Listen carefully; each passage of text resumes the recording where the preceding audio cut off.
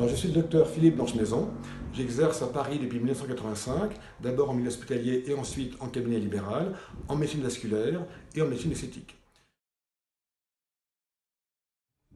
Alors l'excellence française dans ce domaine esthétique, ça serait d'insister sur le fait que les Français sont assez forts dans la discipline qu'on appelle la physiopathologie, c'est-à-dire rechercher la cause et le mécanisme des troubles pour lesquels on nous consulte. Par exemple, quand vous faites un lifting, il ne s'agit pas simplement de tirer la peau superficielle, mais d'agir dans les plans profonds, sur les plans musculaires et aponevrotiques.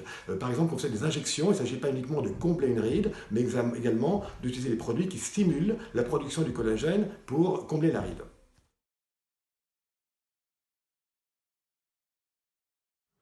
Les nouveautés pour 2020, ça a été surtout marqué par, d'un côté, le développement des ondes biomagnétiques qui stimulent la fonte, la vidange des adipocytes, des cellules qui renferment la graisse dans le corps, avec une possibilité d'action à la fois sur la graisse sous-cutanée, mais aussi sur la graisse plus profonde, notamment la graisse abdominale qui est au niveau du foie, ce qu'on appelle la stéatose hépatique et qui est très fréquente aujourd'hui. Et puis d'autre part, c'est la capacité aussi à améliorer les techniques qu'on connaît depuis une dizaine d'années déjà, mais qui sont mieux utilisées maintenant. Par exemple, la cryolipolyse est une méthode qui a été poussée à son extrême, qui a entraîné des complications, et maintenant il y a eu un rapport qui est sorti de la HAS, la Haute Autorité de Santé, qui nous permet de l'utiliser en ayant un rapport bénéfice-risque bien amélioré, avec beaucoup de bénéfices et le moins de risques possible.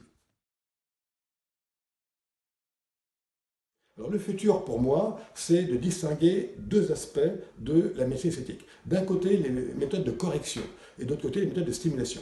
La correction, c'est d'utiliser des méthodes comme le bistouri pour les liftings, pour la liposuction, ou bien d'utiliser des injections, des aiguilles. Donc là, on est à la correction d'un défaut, une ride, un relâchement cutané important du visage ou du corps. Donc là, ce sont des méthodes de correction. L'autre chapitre qu'on va développer de plus en plus, c'est les méthodes de stimulation. Nous avons dans notre corps les moyens de réparer par nous-mêmes. Les adipocytes peuvent vidanger plus ou moins rapidement les graisses qui sont stockées, donc on a les moyens d'accélérer cette vidange. Les fibroblastes, les petites cellules de la peau qui produisent du collagène et de l'élastine, qui sont les deux fibres importantes pour les qualités de la peau et pour éviter le relâchement cutané, on a des moyens maintenant de stimulation directement sur les fibroblastes de la production de collagène, sans intervenir par le bistouri ou par les injections, par des méthodes qui utilisent la radiofréquence, les LED ou bien encore le microneedling. Pour le futur congrès, je devrais parler des méthodes de recherche les plus récentes sur l'adipocyte, donc la cellule graisseuse qui est sous la peau et qui est responsable de la cellulite et des bourrelets graisseux sous-cutanés. Donc ça me permettra d'expliquer qu'il faut qu'on agisse d'une façon globale, c'est-à-dire que c'est comme pour un diabète, on n'agit pas uniquement sur l'insuline ou sur le pancréas, on agit sur l'ensemble des facteurs de risque. Pour la cellulite, il faudra déjà agir à la fois sur le bourrelet graisseux et sur le relâchement cutané, donc le collagène. Donc pour ça, on agit d'abord sur le facteur alimentaire. Il y a un régime collagène qui permet de stimuler la production de collagène, et il y a un mode alimentaire qui évite de stocker, de continuer à stocker du gras au fur et à mesure qu'on fait les traitements.